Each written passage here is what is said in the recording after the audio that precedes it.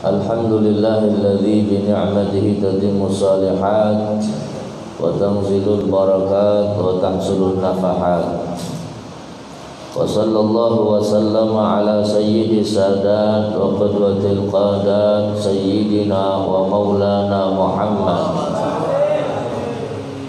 khairi makhluqin fil ardi was samawat wa ala alihi wa ashabihi wa tabi'ihim bi ihsanin ila yaumil miqat. Subhanaka la ilma lana illa ma 'allamtana innaka antal alimul hakim.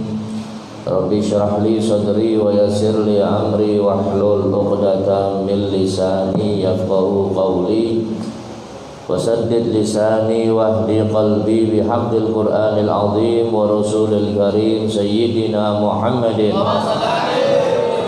wa ala alihi wa sahbihi ajma'in, amma ba'd. Qala musannif rahimahullahu ta'ala wa nafa'ana bihi wa bi'ulumihi fid dharain amin ya rabbal alamin. Walaula anna Allah sakhara hadhil jawariha laka, dan seandainya Allah tidak menundukkan anggota badan ini untuk kamu, wajabaraha ala ta'atika, dan Allah tidak memaksa itu anggota badan yang ada dalam diri kita ini untuk taat kepadamu, lakumta la tastati' an ta'siyallah bi syai'in minha, maka kamu tidak akan mampu untuk bermaksiat kepada Allah dengan anggota badan tersebut. Wa kullu jarihatin minha taqulu laka, dan setiap anggota badan yang ada dalam diri kamu itu, mereka akan mengatakan bilisani haliha, dengan keadaan lisannya, idza aradta an ta'mala bihal ma'siyah, apabila kamu ingin melakukan maksiat, maka anggota badan itu sebenarnya ngomong sama kita. Apa yang diomongkan? Ya Abdullah, wahai hamba Allah, ittaqillah, takutlah kepada Allah. Kalau kita mau dosa sama maksiat, tangan kita mau maksiat, mata kita mau maksiat, ini sebenarnya mereka ngomong sama kita, cuman kita nggak dengar. Wahai hamba Allah, takutlah kamu kepada Allah, wala tukrihni ala fi'li ma harramallahu alayya, jangan kamu paksa saya untuk melakukan sesuatu yang diharamkan oleh Allah kepada saya. Itu anggota badan ngomong itu. Fa idza asaidallahu biha tarji' ila Allah wa taqul, maka apabila kau bermaksiat kepada Allah, tetap bermaksiat, maka anggota badan itu akan kembali kepada Allah dan berkata, qad nahaituhu ya Rabb falam yasma, ya Allah, saya telah menahan orang itu supaya tidak melakukan maksiat dengan anggota badannya, falam yasma, tapi mereka tidak mendengarnya ya Allah. Wa ana bari'atun mimma shana', dan aku berlepas diri dari apa yang mereka lakukan. Wa sawfa taqifu baina yadayillahi ta'ala, maka nanti di hari kiamat itu anggota badan akan menghadap di hadapan Allah Subhanahu wa taala, fatantiqu jawarihuka, dan akan berbicara. Akan apa? Berbicara syahidatan laka bima amilta biha min khairin, dan akan menjadi saksi yang baik atas apa yang kamu perbuat dari perbuatan-perbuatan yang baik.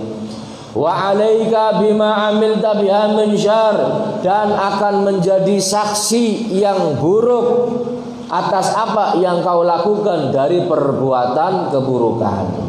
fi yaumi la maradda lahu minallah, di hari tidak ada tempat kembali kecuali kepada Allah. Malakum min malja'in yauma idzin wa malakum min nakir, dan tidak ada perlindungan di hari tersebut dan tidak ada yang bisa mengingkari kenyataannya. Yauma la yanfa'u malun wala banun illa man atallaha biqalbin salim. Hari di mana tidak bermanfaat harta, tidak bermanfaat anak-anak, kecuali mereka atau orang yang datang kepada Allah dengan hati yang selamat. Mudah-mudahan kita termasuk di dalamnya. Allahumma amin ya rabbal.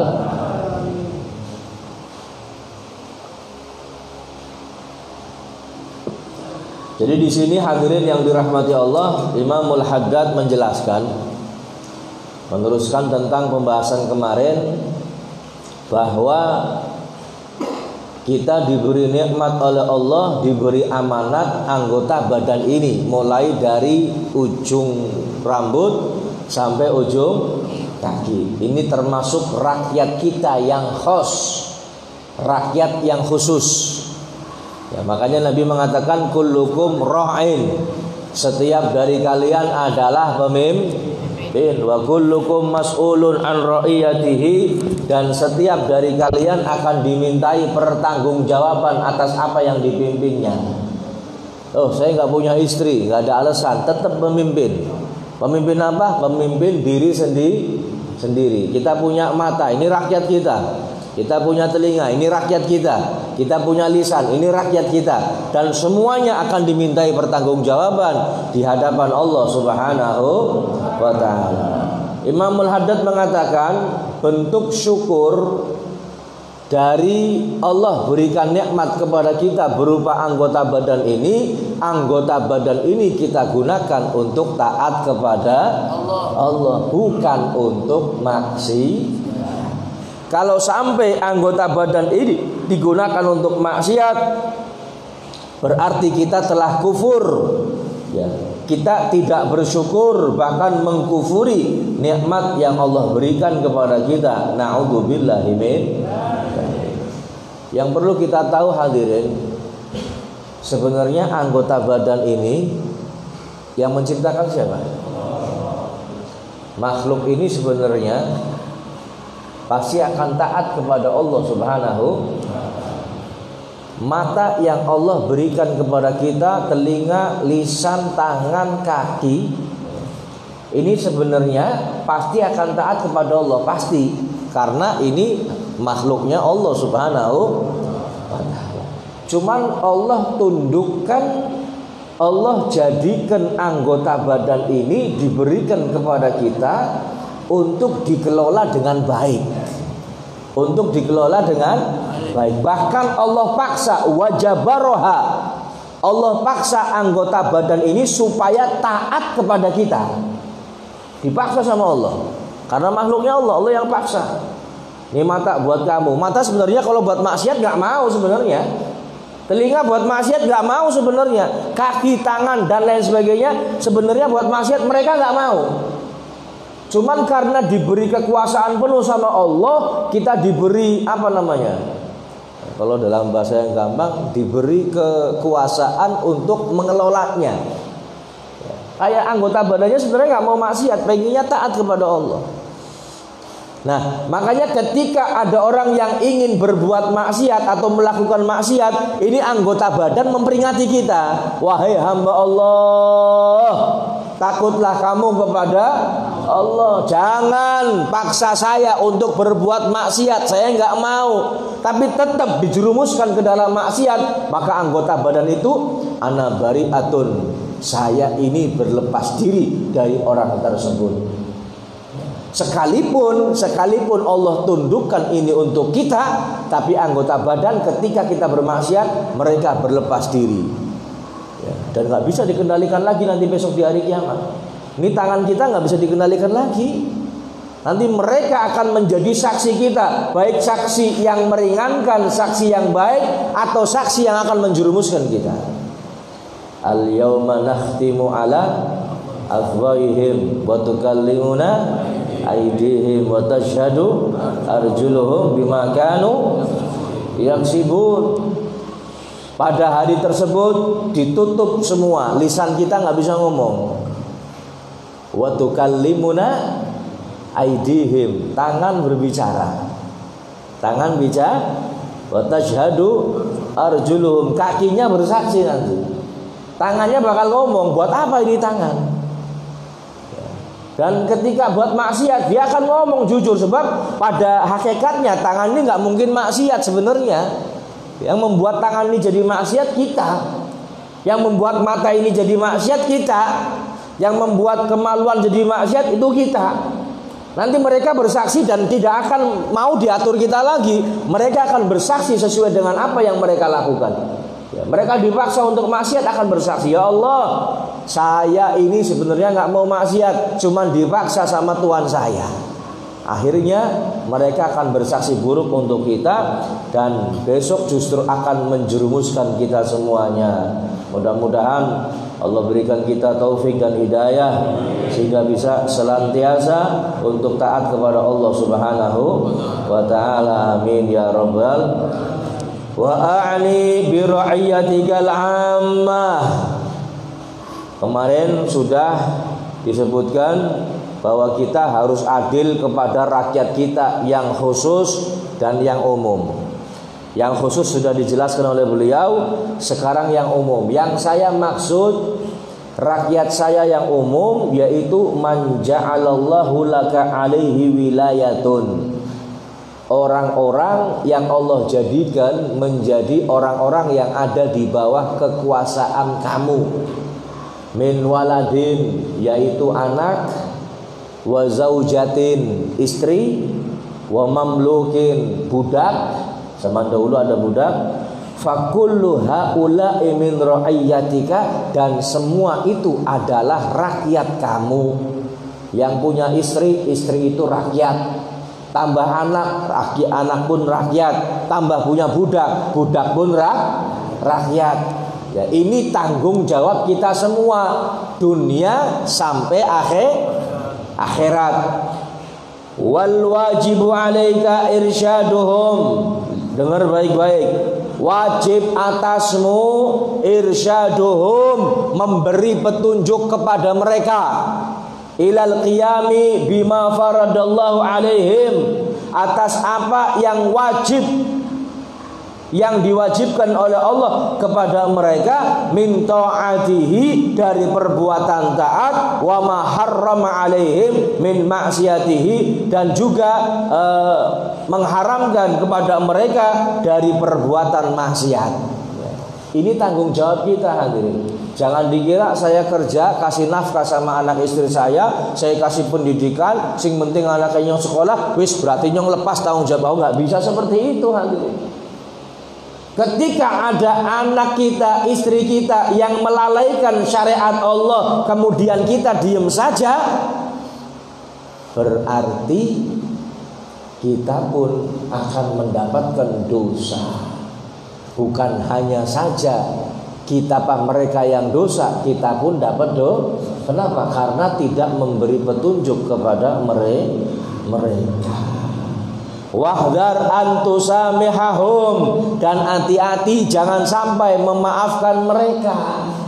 Jangan sampai ngasih toleransi kepada mereka fi tarki wajibin, di dalam meninggalkan yang wajib. Awirtika bimuharram, atau melakukan yang haram.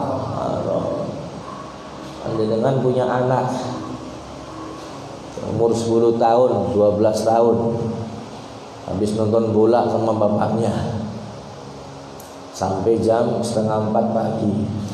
Terus anak panjenengan tidur 4:30 adzan subuh, baru tidur 5:30. Kira-kira dibangunin enggak? Dibangunin enggak? Jujur ditanya orang dibuka. Ini berarti panjenengan memaafkan mereka, memberikan toleransi di dalam meninggalkan kewajiban. Anak ke dosa, orang tuanya lebih dosa. Na'udzubillahi min.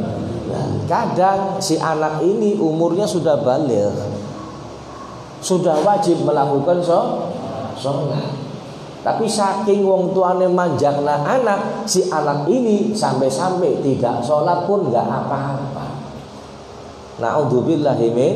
Hati-hati hadirin, yang seperti ini akan dimintai pertanggungjawaban oleh Allah Subhanahu wa ta'ala. Mungkin kita ini berpikir orang jahiliyah dulu membunuh bayi perempuannya hidup-hidup merupakan kekejaman yang luar biasa. Tapi mohon maaf, ketika mereka membunuh anak kecil, bayi yang masih kecil, yang masih bayi dibunuh hidup-hidup, kira-kira yang masuk neraka bapaknya, orang tuanya, atau anaknya? Hah? Orang tuanya. Anaknya manjing neraka boleh? Orang. Berarti mending ya anak sing mlebu surga. Anaknya mending mlebu surga. Ketika panjenengan punya anak sudah cukup besar, kemudian panjenengan nggak nyuruh dia itu sholat, anaknya pun nggak sholat, ya kira-kira yang dosa siapa? Yang dosa siapa? Orang tuanya plus anaknya, karena sudah wajib untuk sholat. Dosa dua-duanya. Masih mending jahiliyah zaman dahulu hadirin, yang dosa hanya orang tuh, masih ada yang masuk surga. Cara hitung-hitungan masih ada yang masuk surga. Tapi ini enggak, orang tuanya neraka, anaknya na'udzubillahi min dzalik.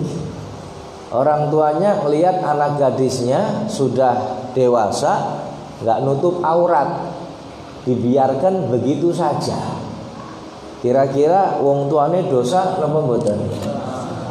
Anak perempuannya yang sudah dewasa dosa atau enggak?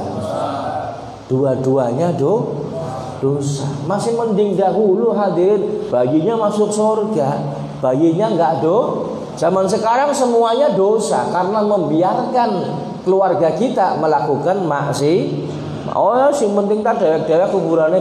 Isi ngomong kuburannya bareng-bareng siapa? Kuburannya mesti dewek. Umumnya kuburannya dewek-dewek kecuali bencana alam, kubur bareng, kubur masal sih. Ya. Ini jangan dikira kemudian kita sudah ibadah, saya sholat, saya puasa, udah yang penting urusan sendiri anaknya harus gede. Mana pan si ibadah-ibadah pan orang terserah. Nah ini nggak bisa seperti itu hadirin. Itu tanggung jawab kita.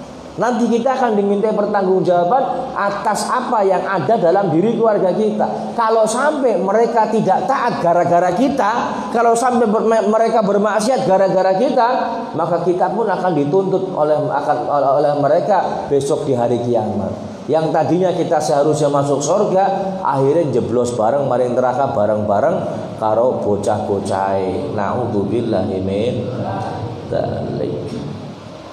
Wahdar antusamihahum, hati-hati untuk memaafkan atau memberikan toleransi fitarki wajibin, di dalam meninggalkan kewajiban, awirtikabi muharram, atau melakukan perbuatan yang haram. Wad'uhum ila ma fi najatuhum wa sa'adatuhum, dan ajak mereka kemana diajaknya? Suatu perbuatan yang akan menyelamatkan mereka dan akan memberikan kebahagiaan kepada mereka fid daril akhirah, di dalam urusan akhirat. Wa ahsin adabahum, perbaiki adab-adab mereka. Wala taghriz fi qulubihim, jangan kau tanamkan di dalam hati mereka, istri, anak-anak kita, jangan kau tanamkan apa? Hubad dunia, cinta kepada dunia, wa syahwatiha, dan juga syahwat-syahwat dunia. Fatakunu bidzalika musian ilaihim, maka kalau kamu melakukan itu, tidak mengajak mereka kepada kebaikan, tidak mengajak mereka kepada keselamatan, tidak membuat mereka gembira atau beruntung di alam akhirat, bahkan kita menanamkan hubud dunia kepada keluarga kita, maka kata beliau berarti kita telah berbuat buruk kepada keluarga kita. Loh, Bib, saya Maksudnya baik kok, supaya anak saya pinter, bisa dapat kerjaan enak, terus dapat duit yang banyak. Ning duitnya akeh, insyaallah uripe tenang nang dunia. Nah, ini panjenengan menanamkan cinta dunia dalam hati anak-anak kita. Akhirnya si anak ini tumbuh ndak mikirin akhirat, mikirinnya dunia. Karena sebab wong tuane ketika anak itu tergelincir dalam perbuatan maksiat, orang tuanya ikut bertanggung jawab. Na'udzubillah min. Nah, makanya jangan sembarangan. Silakan ajari anakmu urusan dagang, urusan bisnis, urusan maisha, untuk berbuat, untuk mencari nafkah dan lain sebagainya. Tapi jangan kau tanamkan dalam hati anak-anakmu, keluargamu, yaitu sifat hubbud dunia, cinta kepada urusan dunia. Na'udzubillah min. Kenapa? Kalau kita menanamkan urusan dunia sampai mereka cinta dunia, berarti kita telah berbuat buruk kepada mereka.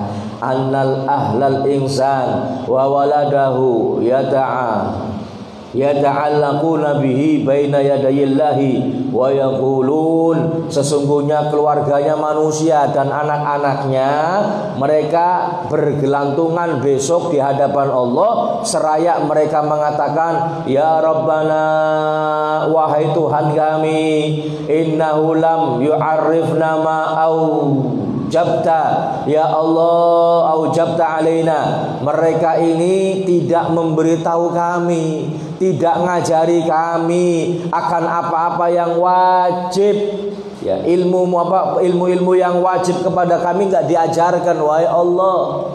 Gak ngajarin sholat, gak ngajarin puasa, ya Allah. Min hakika, yang merupakan hak-hak Engkau, ya Allah. Kami ini gak pernah diajari sama orang tua kami, ya Allah.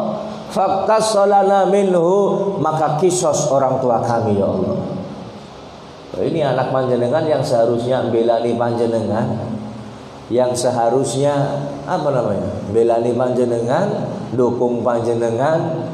Ya, karena sudah diurusi waktu di dunia, tapi justru di akhirat mereka akan jadi musuh kita, yang akan menjerumuskan kita. Karena waktu di dunia kita tidak pernah mendidik mereka dan tidak pernah memberikan masalah-masalah ilmu agama, sehingga mereka meninggalkan sesuatu yang wajib yang seharusnya mereka kerjakan, dan melakukan sesuatu yang haram yang seharusnya mereka tinggalkan.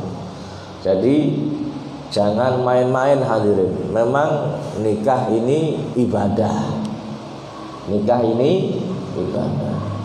Tapi jangan salah, kita ini punya tanggung jawab yang bukan hanya nafkah saja, tapi tanggung jawab ilmu agama kepada anak-anak kita. Jangan biarkan anak kita sampai nggak ngerti ilmu agama. Habib katanya dunia itu penting. Betul, dunia itu penting, tapi akhirat lebih penting. Gak ada masalah panjenengan mau ngajari urusan dunia, tapi urusan akhirat lebih didahulukan. Urusan agama lebih didahulukan. Kalau kita melihat orang-orang zaman sekarang miris hadirin. Urusan ilmu umum, pendidikan umum, ya Allah digede-gede nah. Sampai-sampai anaknya kuliah ratusan juta, nggak pakai ngitung, nggak pakai nganyang, masukkan ke universitas ratusan juta nggak ada masalah. Tapi giliran anaknya ngaji nang TPQ madrasah, bayarannya sepiraha ora, mundak 1000 perak protes. Mundak 1000 perak protes. Na'udzubillahi min. Dulu Imam Ja'far As-Shadiq waktu masih kecil ini dipanggilkan atau disuruh ayahnya untuk belajar Al-Quran. Untuk belajar Al-Quran, belajar di satu ustadz, di satu syekh. Setelah anaknya menguasai Al-Quran, ayahnya senang. Si ustadz ini dikasih hadiah 120 ekor onta. Berapa? 120 ekor onta. Ning onta regane kayak sapi, ya onta sarser ya malah lebih gede sapi, lebih gede onta ya. Kalau onta harga satuannya itu 25 juta, diping 120 kira, ping 100 gawe wis. Kira 200 apa 2 miliar setengah? 2 miliar setengah. Berarti ning tambah 20 maning kira berarti. Ya kurang lebih 3 miliar. Kata ustadznya yang ngajari, wahai imam, wahai fulan, ini banyak sekali. Saya hanya ngajari Al-Quran sama anakmu. Ini terlalu banyak. 120 ekor onta ini enggak umum, ini banyak sekali. Apa jawabannya ayahnya? Hadza qalil lil Quran. Wahai ustadz, wahai syekh, yang saya berikan ini sedikit kalau dibandingkan dengan Al-Quran. 120 ekor onta. Nah, coba ustadz sing ngajar ngaji terus dibayar semua, tak jamin lah kasih daftar PNS. Yo ya. Terus kok dadi ustadz kok kayak di 2 M setengah. Sebocah 2 M setengah, 3 M misalnya. Ya ro gitu karo tengkring nyekel tasbih tok. Ora saider muter-muteran nggo motor. Yo ya. Nah, ini zaman sekarang ya Allah, untuk urusan umum yang belum tentu menyelamatkan, mati-matian diusahakan. Tapi urusan agama ya Allah, ini enggak beres yang seperti ini hadirin.